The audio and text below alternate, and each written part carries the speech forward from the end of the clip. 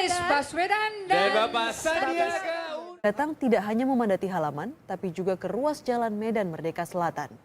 Seusai peresmian di Balai Kota, Anies Sandi tampak bergabung di atas panggung bersama warga DKI Jakarta.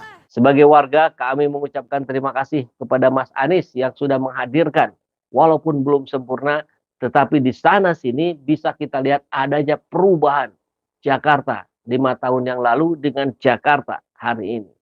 Perubahan itu sangat nampak, sangat kelihatan. Tentu kita akan menjemput Mas Anies untuk kembali ke rumahnya, kembali ke Indonesia, memimpin Indonesia gitu ya. Dan ya betul, kalau berbicara tentang kekurangan, kelemahan, ya pasti ada.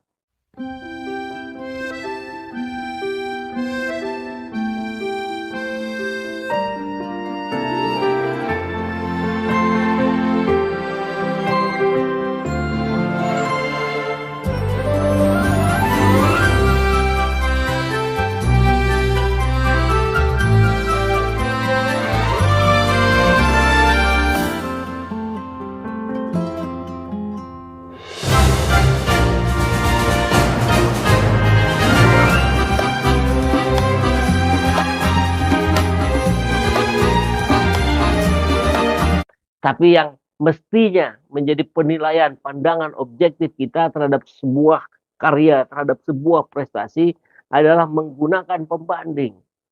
Kan proses berpikir saja sebenarnya itu adalah proses membandingkan. Di Jakarta hari ini bagaimana prestasinya, bagaimana keberhasilannya, lihat Jakarta 5 tahun yang lalu. Apa perubahannya, apa kemajuannya. Kalau perlu dicari kekurangannya ya cari. Apa kekurangannya dibandingkan Jakarta yang 5 tahun yang lalu. Kita lihat hari ini. Jakarta kehidupan antar umat beragamananya harmonis. Jakarta transportasinya terintegrasi. Jakarta taman-tamannya semakin cantik. Dan banyak lagi nanti kita akan bahasnya secara detail sajalah sekalian ya. Prestasi-prestasi yang kemarin dianggap mana nggak ada prestasi Anies. Kita lihat nih. 8 capaian Anies melestarikan lingkungan hidup.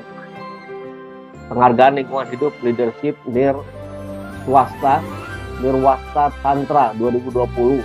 Penghargaan program kampung iklim 2021. Kemudian yang bawahnya membangun merevitalisasi 377 taman dan 29 hutan kota. Lokasi taman kota telah menjangkau 91% warga Jakarta berjarak 800 meter. Mengurangi 26% gas emisi karbon di 2021. Menyediakan ruang ketiga yang diminati dengan rekor jumlah pengunjung Tebet Eco Park mencapai 110.000 dalam 1 minggu. Memberikan dukungan ilmu dan 32.500 bibit gratis bagi petani urban farming pada tahun 2020. Memperluas jangkauan layanan air bersih ke perkampungan dengan untuk penyediaan 100 kios air. Pengurangan potensi banjir melalui pembangunan 9 polder 4 waduk dan penataan 2 sungai. Pengurangan 20% sampah. Ini baru lingkungan hidup saja, belum selesai nih sahabat. Kita lihat lagi. Ini di birokrasi. Penghargaan keterbukaan informasi untuk 4 tahun berturut-turut dari 2018 sampai 2021 karena dua-dua belum selesai ya. Dari KIP. Jaki memperoleh 5 penghargaan sebagai pelayanan publik digital 1 pintu dengan 2,6 juta pengguna aktif. Mungkin terbesar di Asia ya. Inovasi sistem e-order meraih Government Procurement Award dari LKPP. Reformasi kelembagaan pemerintah, pembentukan lembaga inovatif seperti JPPC. WTP 5 kali berturut-turut wajar tanpa pengecualian dari pajak ya, dari pengelolaan keuangan ini ya. Nilai AKIP akuntabilitas kinerja instansi pemerintah naik 2 predikat dalam 4 tahun dari B ke A. Core Indeks Demokrasi tertinggi sepanjang 2017-2020. Kepuasan masyarakat atas pelayanan publik meningkat. Udah? Belum, masih ada lagi. Ini 8 capaian Anies dalam mengendalikan kasus COVID-19. Oke. Provinsi pertama yang menerapkan PSBB. Menyiapkan kapasitas testing hingga 30 kali lipat dari standar WHO. Memastikan ketersediaan kapasitas perawatan berkolaborasi dengan berbagai pihak. Memanfaatkan digitalisasi. Mempercepat cakupan vaksinasi, mendapatkan penghargaan penanganan COVID terbaik. Sudah? Kita lihat masih ada nggak? Masih ada lagi. 8 prestasi pembangunan Anies, perizinan pembangunan yang sederhana dan cepat, diversifikasi sumber pembiayaan pembangunan kota, pembangunan JIC terbesar di Jakarta berkapasitas 82.000 penonton setelah 13 tahun dinantikan, revitalisasi pusat kesenian Jakarta Taman Marzuki Ismail dan pusat dokumentasi sastra HB Yasin, inovasi SPAM Mukepat, menjadi tuan rumah Formula E pertama di Indonesia, pembangunan kembali kampung susun akuarium, memperluas jangkauan akses internet secara gratis dengan menyediakan lebih dari 14.999 recheck titik cek wifi. Luar biasa. Masih ada lagi. Saya kira sudah habis. 8 capaian Anies mewujudkan keadilan di Kepulauan Seribu. Revitalisasi pelabuhan Muara Angke dan dermaga di pulau-pulau berpenghuni. Mengelola air laut menjadi air baku melalui pembangunan dan beroperasinya 10 Sea Water Reserve Osmosis serta subsidi 1 harga untuk air bersih. Luar biasa. Air laut jadi air bersih. Keren. Pembangunan instalasi pengolahan air limbah Pulau Kelapa II, akseptabilitas internet digital nomad di Pulau Bidadari, beroperasinya 52 titik jack wifi di Kepulauan Seribu. Jadi Jakarta itu bukan hanya darat, tapi ada kepulauan. Dan itu tidak lepas dari pembangunan Pak Anies. Pembangunan jack grosir untuk distribusi logistik ke pedagang kecil di wilayah Kepulauan Seribu. Pengolahan sampah secara organik melalui biokonversi. Capek, aduh, kebanyakan nih prestasinya. Pertama kalinya menyediakan listrik selama 24 jam serta pembangunan PLTS hybrid. Penambahan armada, penetapan rute baru pulau-pulau berpenghuni serta penambahan rute ke Pulau Sebira. Luar biasa. Mana yang mau ditandingkan nih? Kita sudah nggak sabar untuk membandingkan prestasi ya. Ya, Jakarta dipimpin oleh Pak Anies. Pak Anies kemarin memimpin Jakarta dan besok lusa Pak Anies nggak akan kemana-mana. Ya, Pak Anies akan tetap di Jakarta memimpin Indonesia. Kita akan kawal terus proses-proses ini. Kita Chef Anies Baswedan, ya, kita kawal Anies, kita dukung Anies, kita antarkan Anies ke Istana Presiden di 2024. Sama-sama ya. Assalamualaikum warahmatullahi wabarakatuh.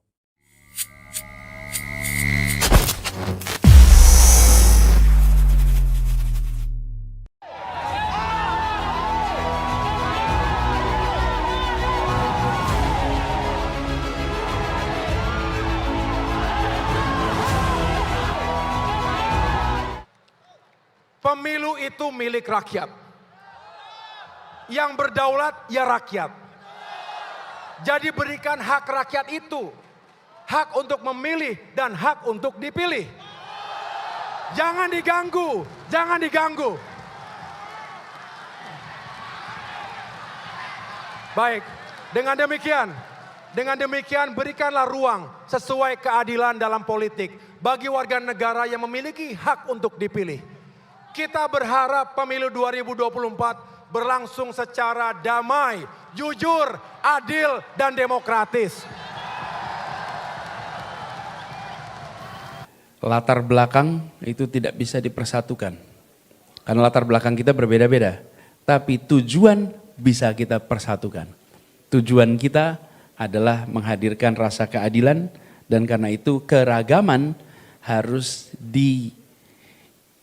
diimbangi dengan rasa kesetaraan.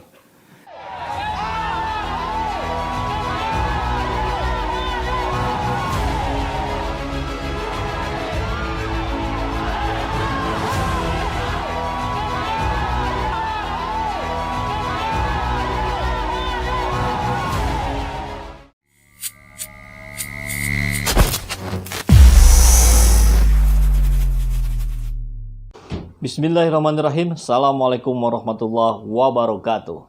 Salam kedaulatan rakyat. Sahabat semua, gaung politik di negeri ini terus semakin memanas ya. Upaya jegal menjegal dapat kita lihat di panggung politik Jakarta. Ya, macam siapa kita sebut misalkan Ganjar Pranowo yang konon katanya elektabilitasnya tertinggi tapi sangat boleh jadi tidak mendapatkan tiket dari PDIP. Kemudian yang lain-lainnya pun sama demikian, termasuk Pak Anies Baswedan. Anies Baswedan dengan elektabilitas yang terus trennya naik, ini kayaknya akan memuncaki top elektabilitas capres di negeri ini dalam waktu-waktu dekat ke depan. Tapi tentu banyak yang tidak suka, banyak yang ketar-ketir, banyak yang panik. Ini seperti yang kita lihat, ini ada kabar dari berita yang saya dapatkan di sumber media sosial, juga beberapa media mainstream. Ini lembaga survei independen LSI ya, tak terkejar, duet Anies AHY semakin di depan. Wow, kayak motor Yamaha ya, semakin di depan. Kita simak kabarnya ya. Lembaga survei independen merilis simulasi 3 pasangan calon presiden capres dan calon wakil presiden atau capres, dengan memasangkan kandidat potensial seperti Anies AHY, Prabowo Subianto Maharani, dan Ganjar Pranowo Erick Thohir. Dalam simulasi ini, nama Anies dan AHY keluar sebagai juara dengan torehan poin keunggulan elektabilitas sebesar 35,9%. Jadi dua sosok ini saling menguatkan. Kan kalau elektabilitas orang per orang dengan elektabilitas pasangan itu dinamikanya bisa berbeda gitu. Bisa jadi yang sama-sama tinggi digabungkan menjadi rendah gitu, atau sebaliknya yang sama-sama rendah menjadi tinggi. Nah, tapi kalau yang Anies AHY, kita tahu Anies ada di 3 besar, bahkan 2 besar gitu. Sedangkan AHY walaupun masih kecil elektabilitasnya tapi terus juga naik gitu. Nah, ketika keduanya dipasangkan ini menjadi seperti sebuah sinergitas. Ya, sinergitas itu bukan seperti pertambahan ya. Pertambahan kan 1 tambah 1 2 ya. 2 tambah 2 4. Tapi kalau sinergitas ketika satu bergabung dengan satu, Anies dengan AHY bergabung, maka hasilnya bukan 2 ini, tapi 4, 5, 8, 10 dan seterusnya. Nah, ini terbukti ya. Di hasil survei LSI menunjukkan ketika Anies dan AHY bergabung, maka dia moncer paling tinggi, 35,9%. Ini nyaris 36%. Mayoritas. Sementara Prabowo Subianto Puan Maharani menempati posisi kedua dengan torehan poin elektabilitas 27,6%. Jaraknya cukup jauh ini, hampir berapa ya, 8%, 9%-an ya. Dan padahal kita tahu Prabowo Subianto dari Gerindra, Puan Maharani dari PDIP, itu adalah 2 partai terbesar di Indonesia. Tapi yang namanya politik memang kalkulasinya tidak sematematika yang biasanya gitu ya. Ada unsur-unsur lain yang berpengaruh. Dan posisi buncit alias terakhir ditempati Ganjar Pranowo Erick Thohir dengan perolehan poin elektabilitas sebesar 16,4%. Ini sangat jauh sekali. Ya, Ganjar Pranowo menjadi hebat tentu kita tahu, pencitraan media yang luar biasa. Dan konon katanya orang-orang di belakangnya orang-orang yang duitnya tidak berseri. Tapi selain itu, kebesaran Ganjar Pranowo selama ini kan juga karena backup dari PDIP. Ya. 2 kali menjadi gubernur Jawa Tengah, full backup mesin politiknya PDIP. Ketika PDIP tidak lagi mendukung Ganjar, maka pincang ini. Sebetulnya sangat pincang. Karena kekuatan yang ada sekarang hanya kekuatan pencitraan semu. Bukan kekuatan mesin politik yang real yang ada di grassroots, yang dimiliki oleh PDIP. Jadi wajar ketika, ini masuk akal gitu ya, surveinya, di posisi Ganjar Erick ini justru yang paling rendah. Nah, duet Anies AHY lagi-lagi menjadi yang terdepan dan sulit dikejar oleh para rivalnya. Sebab pada sesi kedua simulasi yang hanya melibatkan 2 pasangan, Anies AHY meraih 39,8%, nyaris 40%, dan unggul di atas Prabowo Subianto Puan Maharani yang mendapatkan 31%, 31,4%. Jadi hasil yang dari Ganjar Erick ini terbagi 2 ya, ke Anies AHY dan Prabowo Puan. Tapi yang terpenting, yang harus kita lawan, bagaimana peran-peran oligarki ya, dalam perpolitikan kita hari ini harus dikikis seminimal mungkin. Ya kalau bisa dinolkan, dinolkan. Kalau tidak, mungkin karena tentu pasti sulit ya. KPU Bawaslu aja kesulitan untuk mendeteksi kecurangan-kecurangan yang terjadi di lapangan. Apalagi yang jauh-jauh di belakang layar. Tapi artinya kita harus berjuang untuk melakukan itu terus. Karena Allah menilai kita melalui prosesnya. Ini jihad politik kita. Ini jihad konstitusi kita. Ya. Kita terus jaga kesehatan kita, jaga fisik kita, jaga akal sehat kita, dan terus kita kawal mudah-mudahan Pak Anies Baswedan mendapatkan tiket dari koalisi dan kita bisa bergerak secara lebih masif di lapangan untuk mensosialisasikan prestasi-prestasi Pak Anies Baswedan. Tetap semangat ya. Assalamualaikum warahmatullahi wabarakatuh.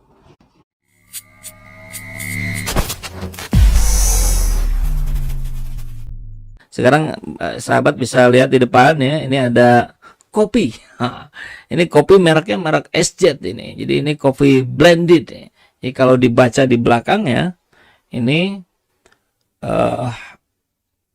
original Cikalong Wetan Indonesia. Jadi ini daerah dekat-dekat sini, dekat Bandung. Profilnya medium to dark, prosesnya natural ya. Jadi ini blended Arabica Robusta. Ini kita jual untuk kita jadikan sebagai sebuah pergerakan kita dalam menegakkan keadilan dan melawan kezaliman. Tentu di situ membutuhkan dana yang tidak sedikit untuk proses perjuangan kita. Jadi kita coba cari jalan ya, gimana caranya. Salah satunya kita jualan kopi ini, merek SZ. Ini gambarnya ini di sini ya, SZ Blended Coffee, sahabat perubahan. Harganya ini berapa tadi lupa saya. Baru soalnya baru diproduksi sama tim.